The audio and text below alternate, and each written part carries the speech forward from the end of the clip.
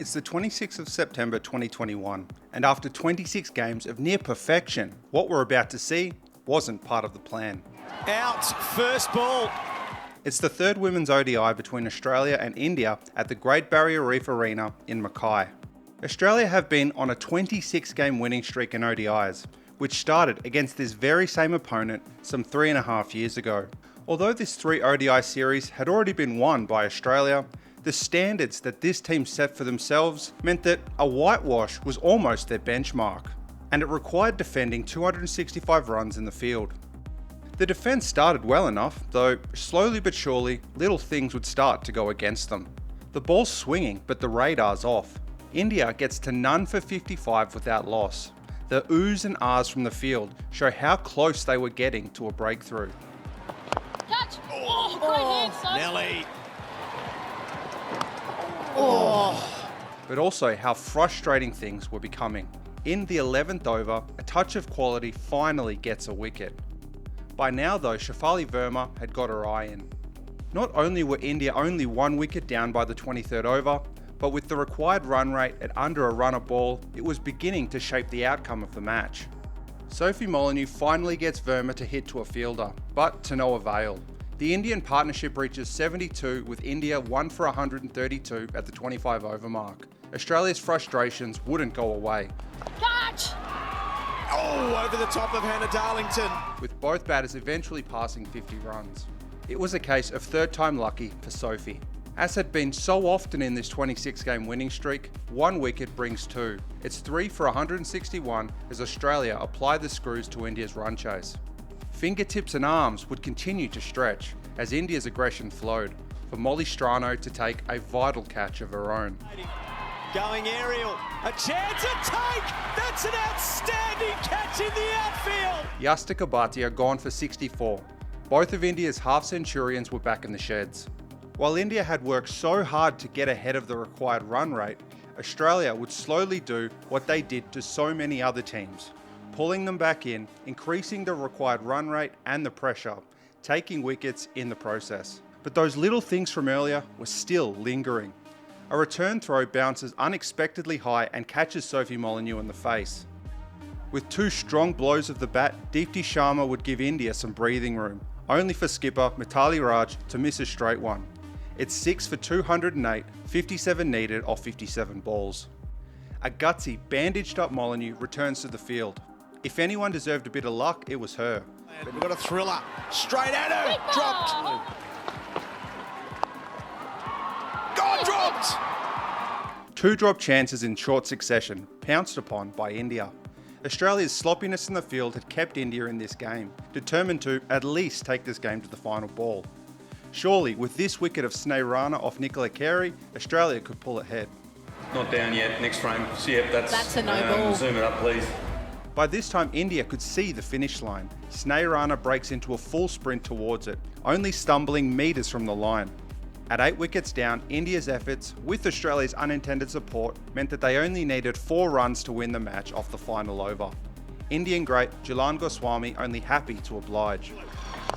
She goes straight, and she punches the air and says, "We've done it." Victory by 2 wickets. This match wasn't the start of a wider losing streak. India wouldn't win another match on this tour of Australia. But just as when a champion boxer gets knocked down for the first time in their career, it gets their rivals talking. If this Australia can be beaten once, at home no less, it can happen again. In 2 months' time, Australia's oldest arch rival was travelling down under. And if anyone could step into the ring and do the same, it would be them, maybe even for the 10 count. The 2022 Women's Ashes were Australia's chance to prove that they reign supreme. The rise of the Australian women's team into the juggernaut that we see today is inextricably linked to its battles throughout history with England. It was Australia versus England in 1934 which played the first ever women's test match. England won by 9 wickets, taking the 3-test series 2-0. Through history, this series has unfortunately not been played anywhere near as frequently as its male counterpart. England held the wool over Australia from 1935 until after World War II. It wasn't until 1949 when Australia would win a series against England for the first time. It took 2 failed attempts until England took revenge at home in 1963, that series finishing 1-0. The 1984-85 Women's Ashes saw the rivalry's first 5-test match series, Australia winning 2-1. While the Ashes urn that we know is arguably a symbol of the men's side of the sport, to a certain extent, the rivalry that it embodies is a nationalistic one. In 1998, the concept of a Women's Ashes trophy was brought into fruition, centrally through the efforts of an Englishwoman named Norma Izzard. Izzard had been a central figure in the women's game for years, previously playing for England, later managing the side, and was the final president of England's Women's Cricket Association before it was disbanded. Responsibility for administering the women's game in England would soon be under the purview of the English Cricket Board, just like the men. Women like Norma were known for getting things done. Indeed, for most of its history, including right up till now, women's cricket has had just a fraction of the support that the men's side did. It was this ethos that had kept the women's game going for so long. They might not have had some story about burnt bales from Australia's first Test victory in England, but Norma had something in mind that became almost as effective. Before that 1998 series in England, Norma got the respective team captains, Karen Smithies and Belinda Clark, together at Lord's Cricket Ground. She got them to sign a miniature wooden bat, along with the rest of their teams. Taking a walk from the Lord's Cricket Ground kitchen, she placed it atop of some bricks in the garden. Norma put the bat inside, along with a rule book and a copy of the soon defunct Women's Cricket Association Constitution, burning them all to ash in a low-key ceremony. That very spot where this happened is memorialised today at Lord's. With those ashes, instead of keeping them in an urn, Norma commissioned a friend to craft a hollow wooden cricket ball out of a 300-year-old tree made of English yew. This ball, it is said to be where those ashes remain today. A trophy for 2 storied countries to play for, enshrining the women's ashes for decades, if not centuries, ahead. Now, just a while ago, we spoke about 1984 being the first 5-test series in the history of this rivalry. Well, to this day, it's the only one. The trend of this rivalry has been for less tests to be played rather than more. After a 2-match series in 2005, which England won by the way, Women's Ashes series have only consisted of 1 test match, up until now. But in lieu of that, in 2013 they came up with something much more interesting. As we know, the sport has 3 main formats: tests, one-dayers and T20s. If we're only playing 1 test, then why not make the one-dayers and the T20s count for something as well? The series would be decided on a point system. Initially, a test match win would account for 6 points, although this would be reduced to 4 in later Ashes series. While a limited overs win, although greater in number, would account for only 2. In the case of a draw or a no result, the points would be split. Whoever had the most points after all the matches had finished would win the Ashes. Such a simple yet compelling series format added context and jeopardy potentially all the way to the last game of the series.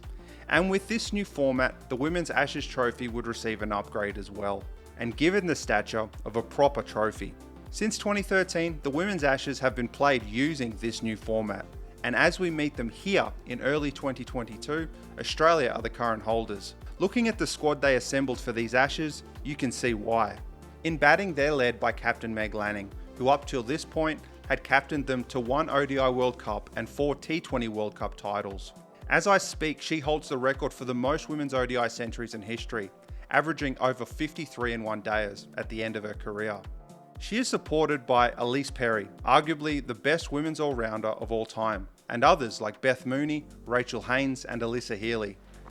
I said it before and I'll keep saying it, I think she's got the nicest on-drive in the game going around. In bowling, Australia have too many good options to make one side alone. As an example, for express bowling there's Taylor Vlemink, Darcy Brown or Stella Campbell, while bowlers like Megan Shute and Nicola Carey provide a craftier option. For spin you have Jess Jonathan, Ash Gardner, Sophie Molyneux and Alana King.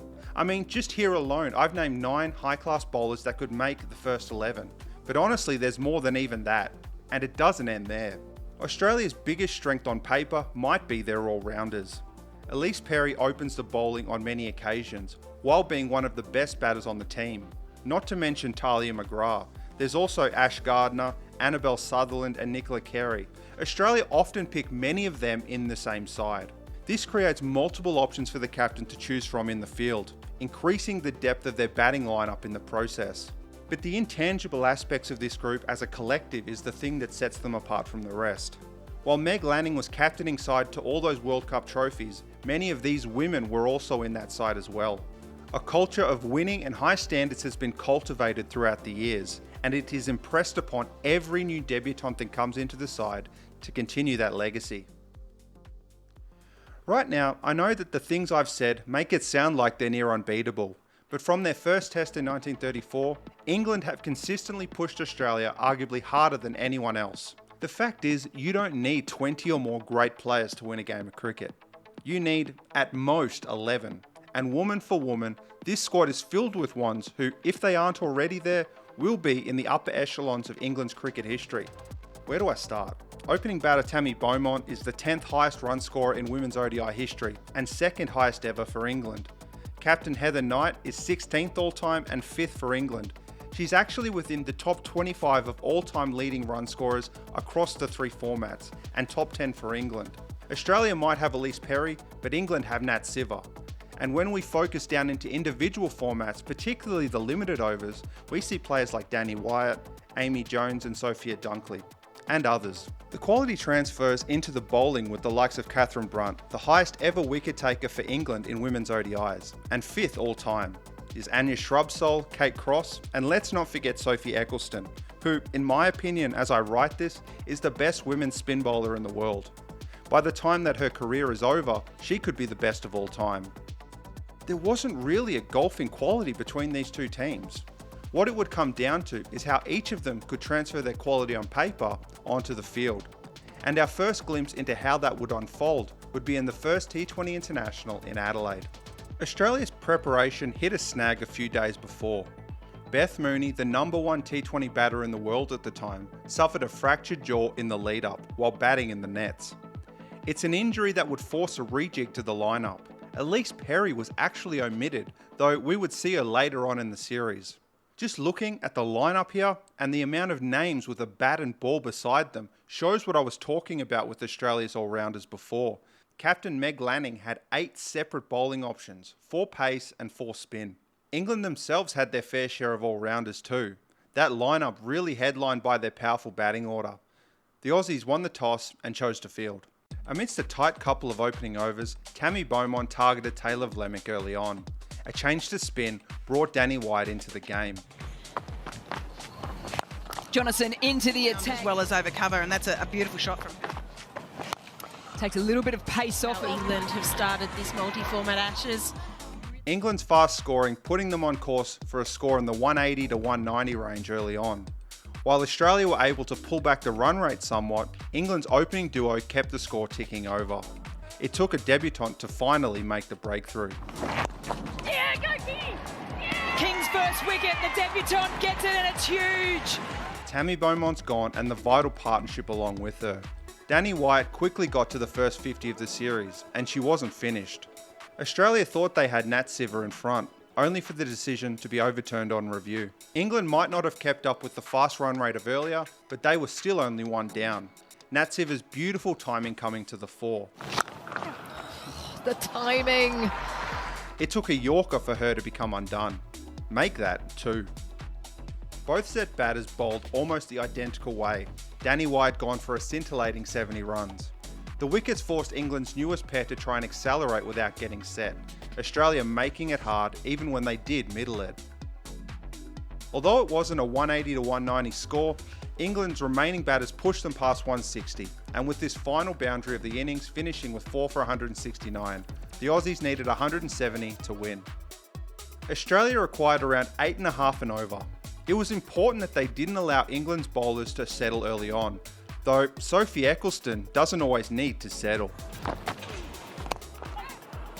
Out. What a catch.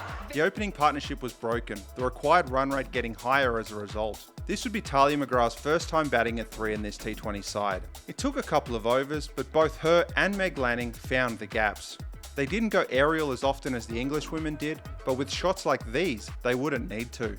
England's angles in the field were being constantly tested. They pushed themselves to stop the ball, risking potential injury at times. Some attempts being unconventional to say the least. Well, she really tosses that one up, Sarah Glenn, at the end of the over. Work for Catherine Brunt. Oh. They ruled that one as 2 runs.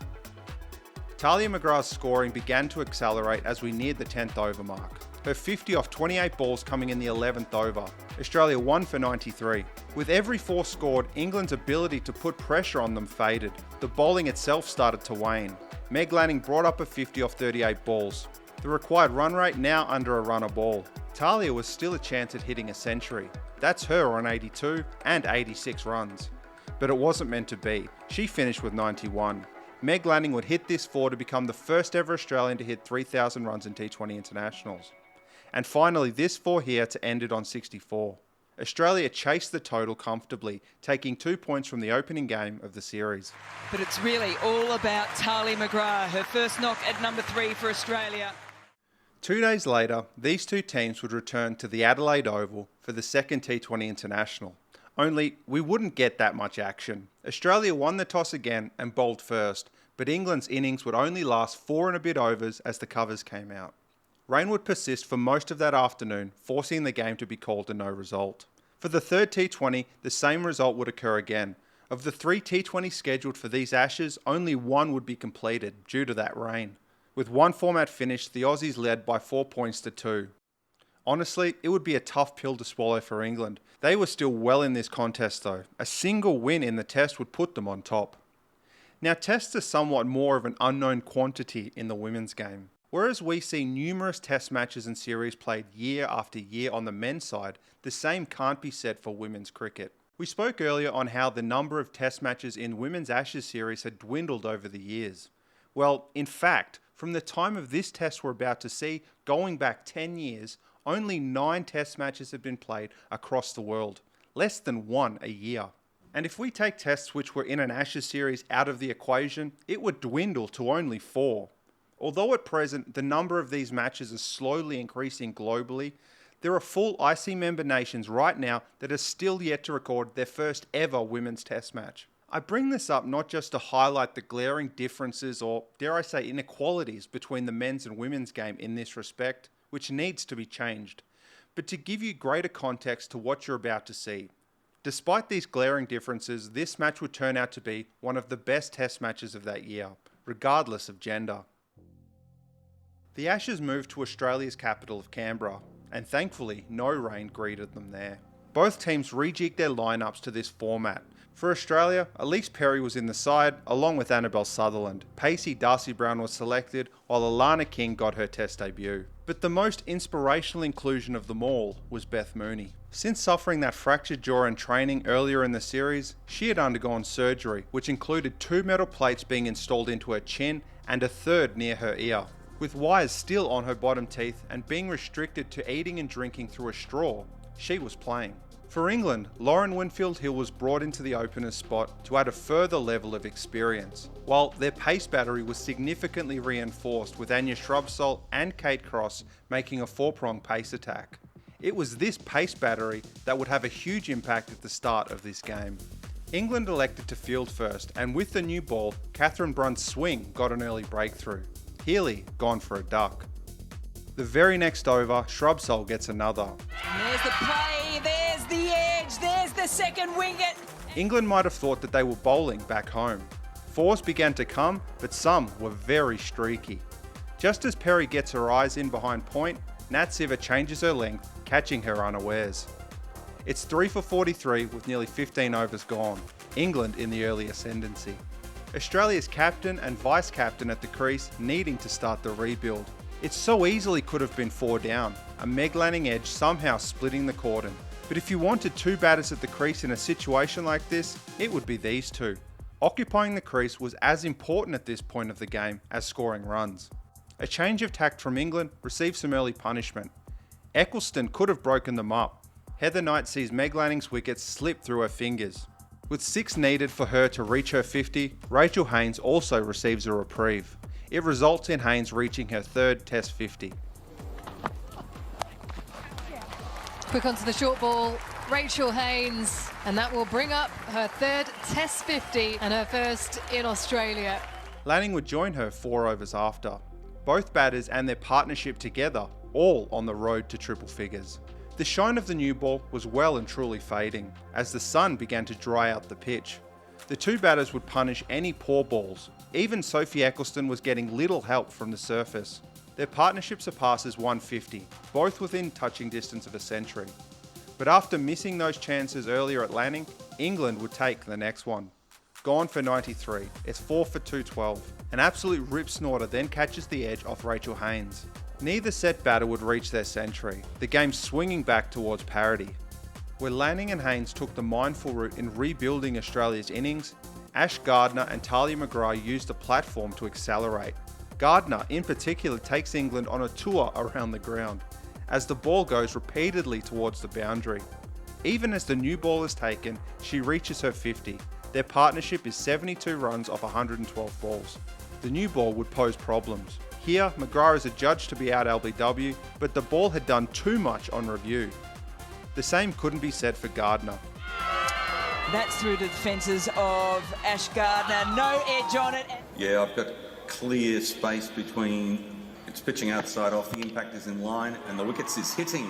Catherine Brunt picking up another wicket, breaking up a vital partnership as 300 was within touching distance. Talia McGrath takes the wheel, smashing Australia well past 300 and to her own 50 in the process. With the final ball of over 97, the final ball of day one, she would be gone. It was 7 for 327 at stumps on day one. In sharp contrast to the bright conditions of the first day, Canberra had reverted to overcast conditions. Perfect for England's seamers. It wouldn't take long for a peach to dismiss Sutherland, squaring her up and hitting the top of off. Brunt would have her fiver shortly afterwards. There's the edge. Perhaps cognizant of the time factor in this 4-day test match, along with the overhead conditions, Australia declare on 9 for 337. One of the greatest pace bowlers in women's cricket history leaves the ground holding aloft the ball. It wasn't long till Darcy Brown took her first ever test wicket, as the Aussies looked for more. Over after over, Elise Perry had been pulling England forward and towards the offside, setting them up for this one. Perhaps a bit of inside edge. Is it too high? It's been given. Heading into lunch, it was 2 for 38. The sun came out afterwards, but the ball was not done playing tricks. Another first test wicket, this time for Annabelle Sutherland. England's captain Heather Knight had been there from the start. Even if she wasn't scoring many runs, if any counter-attack would eventually occur, she was the likely starting point. The problem was the other side of the partnership. Sophia Dunkley would be gone cheaply, followed by Amy Jones and Catherine Brunt. At tea, it's 6 for 120. She would add 29 runs with Charlie Dean before Dean too was dismissed. It was a signal that Knight had to accelerate. Even as Anya Shrubsole was gone for 3, Knight was only 8 runs away from a century. As wickets fell around her, she earns a test century at this pivotal moment. It's a brilliant captain's knock from Heather Knight. A second test century, and so well deserved. At 8 down, Heather did eventually find a partner in Sophie Eccleston. Eccleston wasn't there to score per se, but to give her the space to target that Australian total. The pair bring up England's highest 9th wicket partnership against Australia. The deficit soon down to double digits as we enter day 3. The time was now for some English luck as well. This partnership turned from annoying to threatening. Heather Knight kept Australia at bay, landing her own punches, finally reaching 150.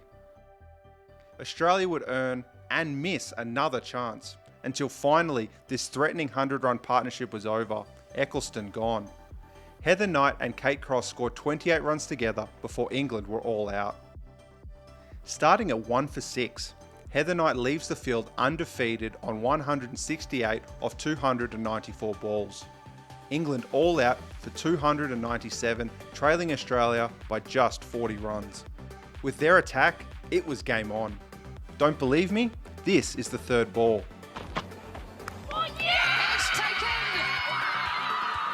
Alyssa Healy. Alyssa Healy out for back-to-back ducks in the test, a pair. 2 down before lunch, Haynes gone for 4.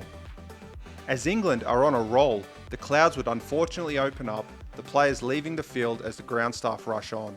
The rain washed out the rest of day 3, leaving only 1 day left for a result. With the rest overnight, England start off strong, but Elise Perry and Beth Mooney begin to hit the gaps. They were playing as though they could still win this game. Australia's lead past 100 and towards 150.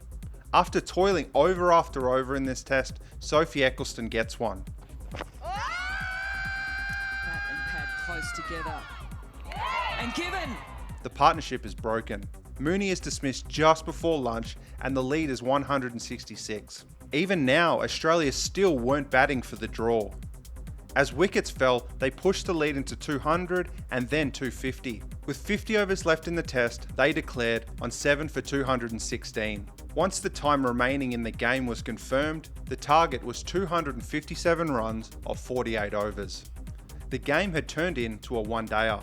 With the chance to go ahead of Australia in this Ashes, that's exactly how England treated it.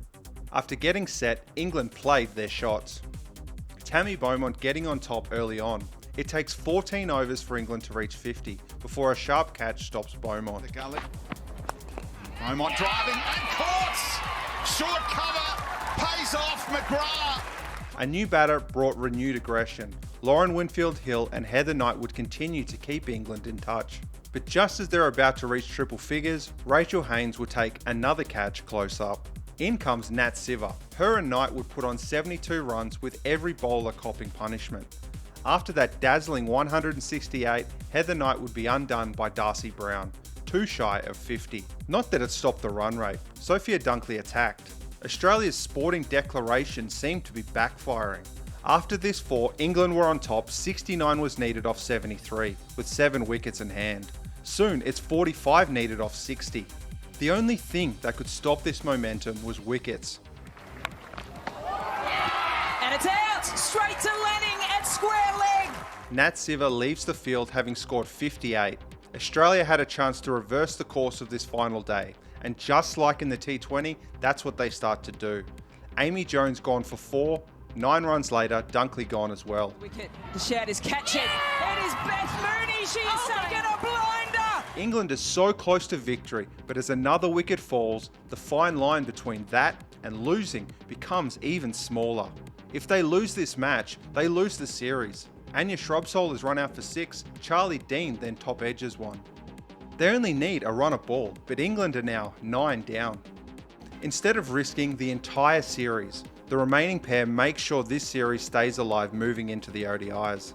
They stoutly hold their ground as more and more fielders crowd them. With the entire Australian 11 in frame for the final ball of the test, England survive. Oh, that's a full toss. It is a draw, and it is one of the very best test matches we've seen in women's Ashes. What a draw, and honestly a fair result. The points are split for this one and only test match of the series. Australia still leading the women's Ashes. With the change in uniform, the series went into the final home stretch, still alive for both teams. But in a contest between the number 1 ranked ODI side in the world and the reigning ODI World Cup champions, the next match would be the most pivotal of the series. Both teams returned to Manuka Oval for the first ODI. England needed a win to keep their series alive, fielding first. The Brunt-Shrubsole bowling partnership had caused problems for Australia early in the test match. The same can be said here. A seaming ball made run scoring difficult. 10 overs in and they had only passed 34 runs. Just 20 more runs would be added in the next 6 overs before England strike again. Twice. Lanning and Perry gone within 3 balls. Quick hands behind the stumps gets Elisa Healy too. 21 overs had passed with Australia in trouble, 4 down. Any hopes of a 280, even a 250 plus score were fading. Beth Mooney and Talia McGrath had to stop the fall of wickets. In the next 7 overs, England's bowling would ensure that only 15 runs were scored. It took 70 deliveries just for 1 boundary to come. But when it did, more followed. England struck back. Good news, she's back on the field, and as soon as she does, she produces the goods. A moment of indecision also taking Ash Gardner's wicket. Beth Mooney was the last recognised batter standing, with wires likely still in her mouth from surgery. Australia hadn't even scored 150 yet. Her diligent work with the lower order pushed past that figure, though more wickets would fall. It was down to Mooney to go into T20 mode. Her boundary hitting getting past 50 with some handy assistance from Alana King. Her final push got Australia past 200 in the final over, Beth being dismissed on 75 on the last ball of the innings. Australia finished with 205. England needed 206 to win. It wasn't the greatest score, but if the pitch helped them like it did England, it could be enough. An early boundary worked to calm English nerves, only for Darcy Brown to draw Tammy Beaumont forward. Remember, it was Darcy Brown who stopped Heather Knight in the second innings of that test. She went with that same game plan right here. Knight gone for a golden duck. England's innings was taking on a very similar theme to Australia's. Boundaries scored, but with wickets conceded. That's hoisted away and out. England still had plenty of deliveries to work with, but Australia kept changing the looks that they were seeing. 7 different Aussie bowlers would be used in this innings. Nat Sciver cutting a lone figure as the middle order succumbed. The return of Darcy Brown would see Sciver dismissed too. England were 5 for 103 with 26 overs bowled. The last out-and-out batter of the lineup taken apart by Australia's unassuming assassin, Megan Shute. The lower order wouldn't change the fate of this game. Even a last stand partnership between Catherine Brunt and Kate Cross for 28 runs wouldn't be enough. Australia's Jess Jonathan taking the last 2 wickets to win the game by 27 runs. With 2 games in hand no less, Australia had ensured that the Women's Ashes was staying in Australia. In the final 2 ODIs and matches of this series, unfortunately the games were much less closer than those before it. It's hard to say whether it was Australia just being better on those days or that England were also partly resigned to the fact that they had already lost the Ashes. A change of venue would see Australia beat England twice in Melbourne. One by 5 wickets, Elise Perry taking 3 for 12 and scoring 40 with the bat, while the other was an 8-wicket victory spearheaded by Annabelle Sutherland's 4-fer. At the end of that third and final ODI, Australia gathered around to claim their coveted prize. Cricket team, they win the Ashes, 12 points to 4. You know, a lot of videos on this channel are about underdogs, but this isn't one of them. This is a video about the most dominant team in the history of women's cricket. Of the 5 longest winning streaks in women's ODI history, Australia has 4 of them. This specific squad accounts for 2 of those. A year later, they would go undefeated again, this time in the T20 World Cup, winning their 6th title, going back to back to back. What they've shown is that it's not enough to just have the best players. Prolonged success comes down to what they do on the field and the standards that they set for themselves, forcing their opponents to meet them as well. To not let one single bad day in Mackay spiral into something worse. Hey guys, thanks for making it to the end of the video. This is the first video that I've ever made on women's cricket, so I hope that I at least did a decent job. It's something that I want to do more of in the future, so let me know what you think down below and maybe even suggest some subjects on women's cricket that you'd be interested to see. I know that I'm likely speaking to a dedicated cricket fan at the moment, but whatever the case, if you haven't already, whether it's the Australian women's team or any others, try and make some time and give women's cricket a watch. It's seriously getting better and better every year, and I'd love for you to be able to say that you were there to see it happen. And until the next one, take care, and I'll see you soon.